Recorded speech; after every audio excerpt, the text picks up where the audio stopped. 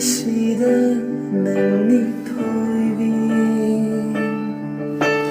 ꯍꯧꯔꯛꯐꯝꯁꯨ ꯂꯣꯏꯁꯤꯟꯐꯝꯁꯨ ꯄꯨꯝꯅꯃꯛꯁꯦ ꯅꯪꯅꯤ ꯊꯣꯏꯕꯤ ꯍꯧꯔꯛꯐꯝꯁꯨ ꯂꯣꯏꯁꯤꯟꯐꯝꯁꯨ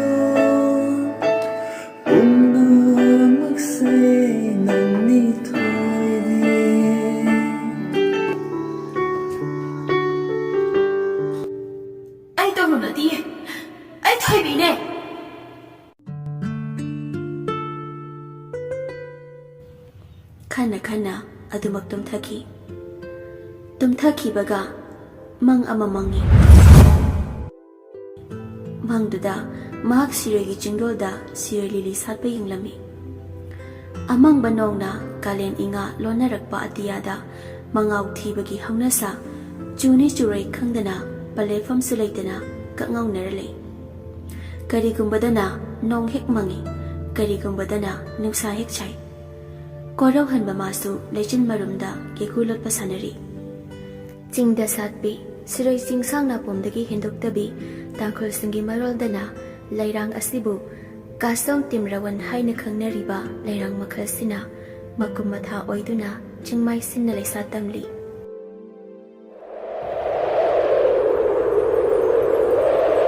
Chingmai sitba aying manungsitna lairang mabu haina humna sanahali. Kezari lainana laikhupta lainamna amuk ithak hauri malang magi sahum phangbada Nikon gi camera ama pai post tawduna makhal makhal chingmai akoibadugi fazabadu photo kapnabu hotnari salairen asumna salairen akoibagi fazabaduda photo kaplingai lai satpa maraktudagi fazabana magi saithafam leitraba ningthi zabana magi masaruk oiraba nupi ama theka thek nauda nau Amuba samlang ningdu ye chingmai duda magi mangda tumyan taba samlang du malang ipo marakta magi mit mangda sanaraga laibadawna saklolang duna lay masaksu mayek sengna uba phangde nupidugi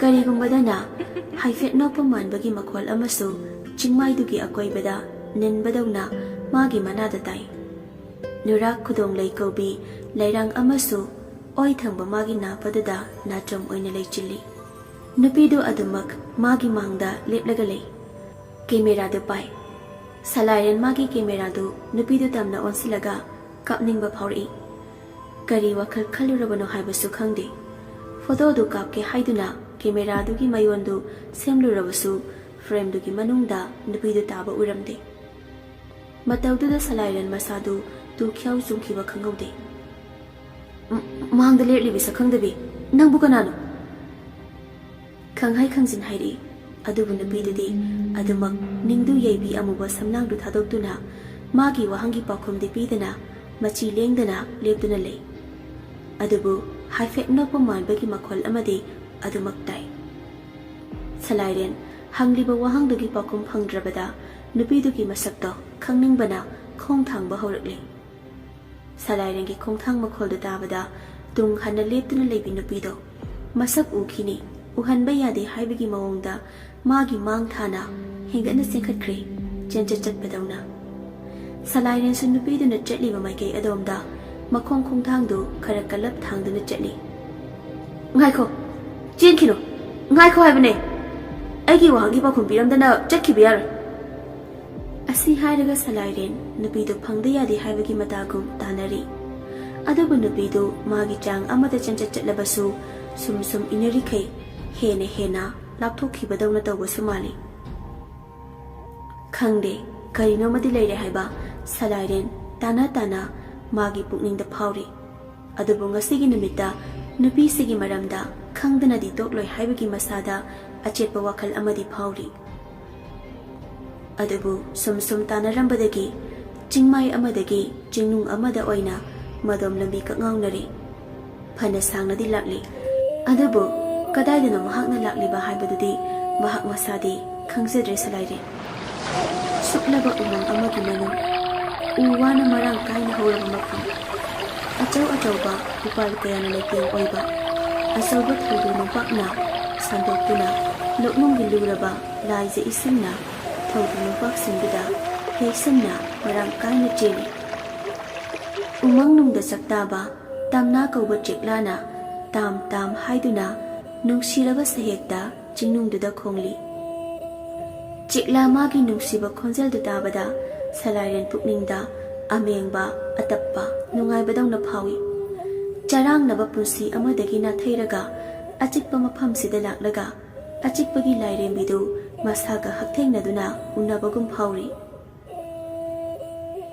ꯈꯪꯗꯦ, ꯃꯍꯥꯛ ꯃꯁꯥꯗ ꯌꯥꯝꯅ ꯅꯨꯡꯉꯥꯏ꯫ ꯃꯔꯛꯁꯤꯗ ꯆꯤꯡꯅꯨꯡ ꯁꯤꯠꯄ ꯅꯨꯡꯁꯤꯠꯅ ꯅꯨꯡꯁꯤꯔꯕ ꯂꯩꯒꯤ ꯂꯩꯅꯝꯕꯨ ꯃꯥꯒꯤ ꯅꯥꯇꯣꯟ ꯁꯨꯃꯥꯡꯂꯥꯅ ꯍꯨꯝꯂꯔꯤ꯫ ꯃꯀꯨꯝ ꯃꯊꯥ ꯑꯣꯏꯕꯒꯤ ꯍꯧꯅꯁꯥ ꯍꯧꯔꯤꯕ ꯎꯖꯥꯎ ꯎꯔꯦꯟꯗ ꯇꯥꯡꯖꯗꯨꯅ ꯁꯥꯠꯄ ꯎꯔꯤꯔꯩ ꯃꯈꯜ ꯀꯌꯥꯒꯤ ꯅꯨꯡꯁꯤꯔꯕ ꯂꯩꯅꯝꯅꯅꯤ ꯃꯥꯕꯨ ꯀꯥꯏꯍꯧꯔꯔꯤꯕ꯫ ꯂꯣꯛꯅꯨꯡ ꯂꯥꯏꯖꯒꯤ ꯇ꯭ꯔꯣꯡ ꯇ꯭ꯔꯣꯡ ꯂꯥꯎꯕ ꯃꯈꯣꯜ ꯃꯔꯛꯇ ꯑꯃꯨꯛꯁꯨ ꯂꯩꯅꯝꯗꯨꯅ ꯃꯥꯕꯨ ꯄꯣꯊꯥꯍꯟꯗ꯭ꯔꯦ꯫ ꯌꯦꯡꯈꯤ ꯃꯥꯏꯀꯩ ꯈꯨꯗꯤꯡ ꯃꯤꯠꯐꯝ ꯍꯣꯡꯕ ꯉꯝꯗ꯭ꯔꯦ꯫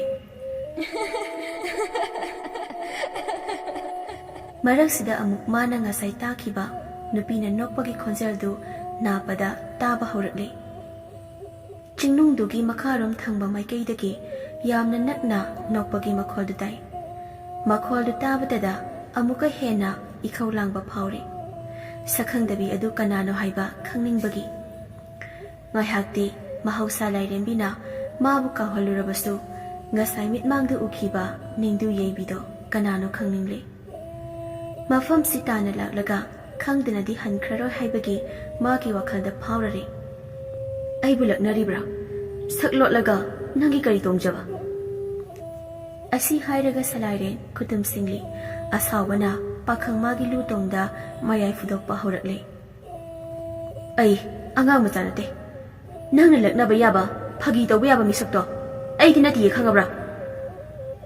ꯑꯁꯤ ꯍꯥꯏꯔꯒ ꯑꯁꯥꯎꯕ ꯄꯨꯝꯕ ꯃꯥꯅ ꯉꯥꯡꯂꯤꯕ ꯋꯥꯍꯩꯁꯤꯡꯗꯨꯗ ꯃꯌꯥꯏ ꯑꯃꯨꯛꯁꯨ ꯐꯨꯗꯣꯛꯂꯤ꯫ ꯑꯗꯨꯕꯨ ꯍꯟꯖꯤꯟ ꯍꯟꯖꯤꯟ ꯍꯥꯏꯔꯕꯁꯨ ꯃꯥꯒꯤ ꯄꯥꯎꯈꯨꯝꯗꯤ ꯐꯪꯕ ꯂꯩꯇꯦ꯫ ꯑꯄꯥꯏꯕ ꯂꯩꯆꯤꯜꯗ ꯄꯥꯎꯊꯥꯡꯅꯕꯒ ꯆꯞ ꯃꯥꯟꯅꯩ꯫ ꯍꯟꯖꯤꯟ ꯍꯟꯖꯤꯟ ꯍꯪꯂꯤ, ꯄꯥꯎꯈꯨꯝ ꯐꯪꯗ꯭ꯔꯕ ꯋꯥꯔꯤꯗꯣ ꯋꯥꯔꯒ ꯇꯠꯇꯣꯛꯏ꯫ ꯑꯁꯥꯎꯕꯅ ꯃꯁꯔꯨꯛ ꯑꯣꯏꯔꯤꯉꯩ ꯃꯥꯡꯗ ꯆꯦꯜꯂꯤꯕ ꯏꯁꯤꯡ ꯑꯔꯨꯕ ꯑꯣꯏꯅ ꯂꯩꯇꯦꯡꯂꯕ ꯂꯣꯛꯅꯨꯡ ꯂꯥꯏꯖꯗꯨꯗꯒꯤ ꯅꯨꯄꯤ ꯇꯔꯦꯠ ꯑꯃ ꯑꯃꯨꯛ ꯇꯞꯅ ꯇꯞꯅ ꯑꯃꯨꯕ ꯃꯆꯨꯒꯤ ꯐꯅꯦꯛ ꯈꯣꯏꯗꯣꯟꯆꯦꯠ ꯇꯞꯅ ꯇꯞꯅ ꯃꯥꯂꯦꯝ ꯂꯩꯃꯥꯏ ꯂꯩꯊꯤꯟꯒꯥꯏ ꯍꯨꯠꯂꯒ ꯂꯩꯕꯥꯛ ꯂꯩꯀꯧꯕꯤ ꯂꯩꯔꯥꯡꯅ ꯀꯥꯂꯦꯟ ꯊꯥꯒꯤ ꯃꯩꯁꯥ ꯈꯥꯡꯗꯨꯅ ꯂꯩꯁꯥ ꯇꯝꯂꯨꯔꯒꯦ ꯍꯥꯏꯕꯒꯤ ꯃꯇꯥꯒꯨꯝ ꯇꯞꯅ ꯇꯞꯅ ꯂꯤꯈꯠꯂꯛꯂꯤ ꯂꯥꯏꯖ ꯏꯔꯣꯜꯅꯨꯡꯗꯒꯤ꯫ ꯅꯨꯄꯤꯁꯤꯡꯗꯨ ꯐꯖꯕꯒꯤ ꯃꯄꯥ ꯂꯩꯔꯝꯗꯦ꯫ ꯇꯥꯏꯕꯪꯄꯥꯟꯒꯤ ꯃꯐꯝ ꯀꯩꯗ ꯃꯈꯣꯏ ꯇꯔꯦꯠꯃꯨꯛ ꯐꯖꯕ ꯃꯐꯝ ꯀꯩꯗꯁꯨ ꯂꯩꯔꯝꯒꯗꯕ ꯃꯥꯟꯗꯦ꯫ ꯃꯥꯏꯊꯣꯡ ꯈꯨꯗꯤꯡ ꯆꯥꯡ ꯃꯥꯟꯅꯅ ꯐꯖꯩ, ꯅꯤꯡꯗꯨ ꯌꯩꯕꯤ ꯑꯃꯨꯕ ꯁꯝꯂꯥꯡ꯫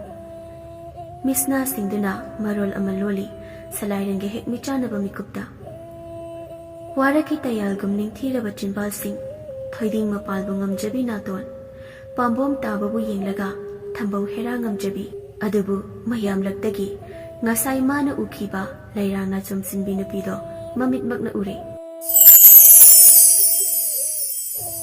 ꯈꯪꯍꯧꯗꯦ ꯃꯆꯤꯟꯗꯒꯤ ꯍꯥꯏꯔꯛꯏ ꯁꯂꯥꯏꯔꯦꯟꯅ, ꯅꯪ ꯅꯠꯇ꯭ꯔꯥ ꯉꯁꯥꯏ ꯑꯩꯅ ꯀꯧꯕꯗ ꯈꯨꯝꯂꯝꯗꯅ ꯆꯦꯟꯈꯤꯕ? ꯈꯨꯠ ꯊꯤꯟꯗꯨꯅ ꯑꯇꯝꯅꯅ ꯂꯩꯔꯥꯡ ꯅꯨꯔꯥ ꯈꯨꯗꯣꯡꯂꯩ ꯅꯥꯆꯣꯝꯆꯤꯟꯕꯤ ꯅꯨꯄꯤꯗꯨ ꯇꯝꯅ ꯍꯥꯏꯔꯛꯄꯅꯤ꯫ ꯃꯥꯅꯦ, ꯆꯨꯝꯃꯤ, ꯑꯩꯅꯦ ꯉꯁꯥꯏ ꯅꯃꯥꯡꯗ ꯂꯦꯞꯈꯤꯕꯗꯣ꯫ ꯀꯔꯤꯒꯤ ꯑꯗꯨꯗꯤ ꯑꯩꯅ ꯍꯪꯕ ꯋꯥꯍꯪꯒꯤ ꯄꯥꯎꯈꯨꯝ ꯄꯤꯔꯝꯗꯅ ꯆꯠꯈ꯭ꯔꯤ? ꯑꯩꯁꯦ ꯅꯪꯅ ꯍꯥꯟꯅꯗꯒꯤ ꯈꯪꯗꯨꯅ ꯂꯩꯔꯕ ꯅꯠꯇ꯭ꯔꯣ ꯃꯗꯨꯗ ꯑꯩꯅ ꯅꯪꯅ ꯍꯪꯕ ꯋꯥꯍꯪꯗꯨꯒꯤ ꯄꯥꯎꯈꯨꯝ ꯄꯤꯐꯝ ꯊꯣꯛꯂꯤꯕ꯭ꯔꯥ? ꯀꯅꯥꯅꯣ ꯃꯁꯛ ꯃꯁꯥ ꯈꯪꯗꯕ ꯃꯤꯁꯛ ꯑꯃꯅ ꯑꯩꯕꯨ ꯀꯅꯥꯅꯣ ꯍꯥꯏꯗꯨꯅ ꯍꯪꯂꯝꯕ ꯇꯥꯔꯕꯗꯤ ꯍꯪꯂꯝꯂꯤꯕ ꯋꯥꯍꯪꯗꯨꯒꯤ ꯄꯥꯎꯈꯨꯝ ꯁꯣꯏꯗꯅ ꯑꯩꯅ ꯄꯤꯔꯝꯒꯅꯤꯌꯦ꯫ ꯁꯂꯥꯏꯔꯦꯟ ꯏꯉꯛꯉꯛꯂꯗꯨꯅ, ꯑꯩꯗꯤ ꯉꯁꯤꯅ ꯑꯍꯥꯟꯕꯅꯦ ꯅꯪꯒ ꯊꯦꯡꯅꯕ, ꯑꯗꯨꯒ ꯅꯪꯅ ꯍꯥꯏꯔꯤꯁꯤꯅ ꯑꯣꯟꯊꯣꯛꯅ ꯇꯥꯏꯌꯣꯟꯅꯈ꯭ꯔꯦ꯫ ꯃꯃꯥꯡꯗ ꯏꯕꯥꯅꯤꯕꯨ ꯀꯔꯝ ꯀꯥꯟꯗ ꯎꯅꯈ꯭ꯔꯒꯦ ꯍꯥꯏꯁꯦ? ꯅꯪ ꯇꯁꯦꯡꯅ ꯑꯩꯕꯨ ꯈꯪꯗ꯭ꯔꯕꯣ? ꯑꯩꯅꯗꯤ ꯅꯪꯕꯨ ꯌꯥꯝꯅ ꯃꯁꯛ ꯃꯨꯟꯅ ꯈꯪꯉꯦ꯫ ꯑꯩ ꯇꯁꯦꯡꯅ ꯈꯪꯗ꯭ꯔꯦ꯫ ꯑꯩꯉꯣꯟꯗ ꯑꯃꯨꯛꯇ ꯃꯨꯟꯅ ꯌꯦꯡꯂꯛꯎꯅꯦ, ꯑꯩꯁꯦ ꯀꯅꯥ ꯃꯥꯟꯒꯦ? Munnabu yenglabadi aingonda amanba amadi soidana leirakani. Nupiduna yamna marau leina jimbalduna hairakpani. Mittasu pakhong chali. Nupiduna haibagi matung ina nupidugi maithongduda amanba kanale haiduna kupthana yengi. Sum yenglakpada bishum mit amadi natongi saruk ayamba Thoibi malai. Thoibi adubu ithoktabani. Thoibi de masam khoi maya chawi. Ai Thoibi ne. Thoibi aige Thoktopa saklone sina. Nangai bu thajawo. Ai Thoibi ne. Thoibi ikai phiruk khumba thaudok amadagi nangna kanbiramlaba Thoibi. Khanghaudana phamung nakanda leiriba table thamliba alarm du pung 5 tare haiduna khonglei. Alarm khongbagi makhodu tabada manglamba mangdu kairi. Tamlambadagi thuklauna haugalei. Kari mangnigi hojkidude. Asi hairaga nisa sor achauba ma hondoi. Salairen wa makhadi sangdadri. Bathroom da changkhri aduga gym chatnaba loishili. Table thamliba sangom lafoi du charaga adumak magi bullet thodok laga chatkre apunba fitness yongnaba. Gym hek yobaga magi nomagi haksang sajen tawnaba magi instructor dugi manakta changlaga magi nomagi tawgadaba mathau tawba horakli. Gym sanaba lakpa nupi kharana lona Salairen bu yingi aduga kirup mi takhini matagum lona tumina wari sani. Naidra ngatana ayuksida asigi pakhangse Mantri Masane habane. Mantri ikuboki mamong nupigi title da onthok na pamjakreda. Mi bulera mani hena hana. Leirasu kai sukai dina. Idea dum koi birasi ya. Hauziki matam sidabu chilhau thibiya banati. Afaba nupagi matang study. Wakal gadi rocket science dagi hena yangi ko. Magi kusasnaga ai kudang daga tap launa pairak laga. Akhoi da chasi kaina hairakpaduneba aina ngairise bhabta aroibini ko ba oirasu kaidena khale bhabta tolan sadi sarukpadi aseng badon thongnaba thabak tawbudi kai magi mawngse yarakte mandeda nupa atai dawna hengo tawba nupa su mande manungde hengo churumadi kamdawba churamde mandeda hengo tawba nupa oiradi Nahange equine tawriba ingit irang singduda nahana pangtharani. Hauzik phawba pangtharak trisna takpadi mahakse hengo tawban pa makhalda nate haina takpani. Mahakna hengo chuban pa oidrabanina equidi sitabi oitarine. Sitpagi matam silakanida. Napi singdu jibon Salairen du yenglaga ngangnabani. Tanjaduda ayukduda Jim dumaktada Salairen gi mangda leplare sanado. Magi ex duna ayuk duda Jim duda magi mangda leplare bududadi khangpri he khangi Salairen wari erupam ta sanasiba mapandam da tholo. Salairen du matang duda kari haigadaba tawgadaba mafam marang mai khanghe khangde. Magi instructor duna Salairen da thoklaga wari sanariro haibagi ayaba ama ingita oina pirakle. Salairen du saudi sauninglibani. Adumna miya mangduda sanana laklaga mabu sizinaba yaba migi mawongda sizinabagi mawongda tawrakpado. Sanagi tung induna Salairen su adumak thokri. Footpathduda makhoi ani lepi.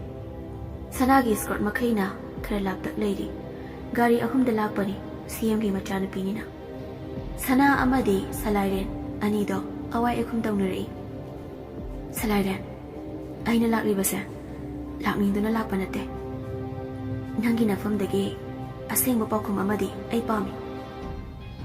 Sana aina fonda hakibudani aigi arepa aroiba wafamni.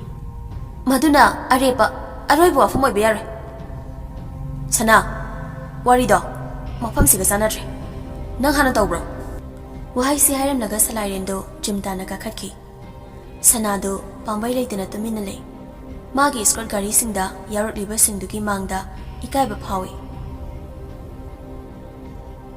Mi su kaya chatnadriba anganba ayuki lambi oibana khon khara wangna salairena asawbagi machena yeiduna nganglamba wahai atradu masu khangi salairengi thamoi masak khangi atekba nungani samba yadabaga pangkhakni khangi yamna thajarude sana asumna miya mangsida ikaiba piramlaga chatkini haibadi ikaibana masadu kaino mafawi ikai nuksiyani pikta pikliba angang macha maksu natrabaduda amuk makhatana matangduda mana angam tana bohotnaruraga miya mangda ikaiba chopa natana magi karimata masaruk phangloi khangi ngangna bawaba laukhiba phirek hongandaba salairenbu khudum channaba hotnarubadi thawdunungda ising chaibagum thokle sana mafamduda kuina panthaba ngamdraduna garida kakhatkre iskor singduga loinana mayumda hankre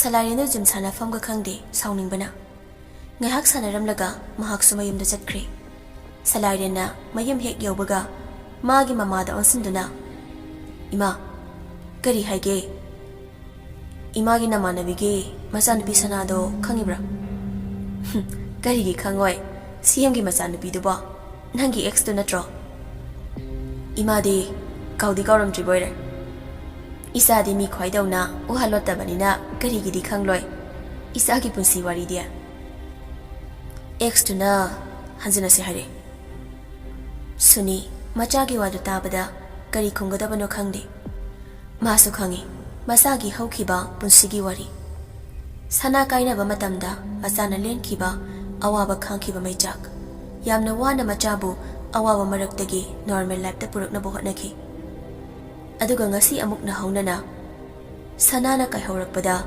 kari haidoino haifam khangde ngarang fonda amadi ngasi ayukta sanaki ba wari pumba salairena mamagi mafamda tame wari sindu taruraga amuksu sanaga hanjilhaningi amaromda amuk sanana tawkiba singdugi hairagadi matik chaba chairak piningi ngahaktangda sunisu magi wakhaldo laikrak chatna chekhai magi oiba mot ama fawba phongdokpa ngamde kari haigadabano khallubada khanjanaraga le amuksu hek hanjilhaningi amuksu hek hanjilhaningdre kanglam cheli sunido salairen sumagi haifam thokpa khara hairamlaga magi kada changkre machagi matawduda hoi mai wahai amata haidana tumina leptuna lehawi sunisu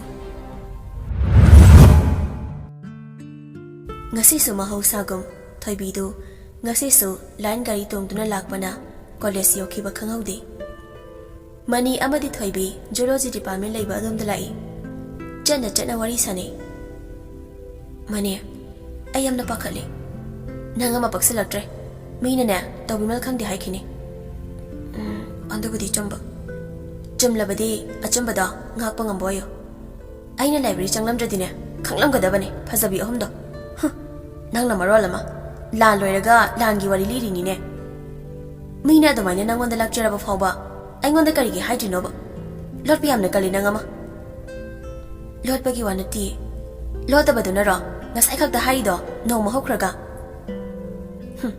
nangsune makhoi ahumdagine hena sathina phatabi napi makhala manina adamai hainuba haidrudia nangi nongduna hayanbane nangbu kanbiramba meduda thank you for haiba ngam hawdribane bana tharum nabi haisinino ahoyeba aisu yaeba nangna hairido nangna engonda sawbodu susumeba sauri basiso nangna lalhange haina khaliraba khandeba amta ingna wari sanaseba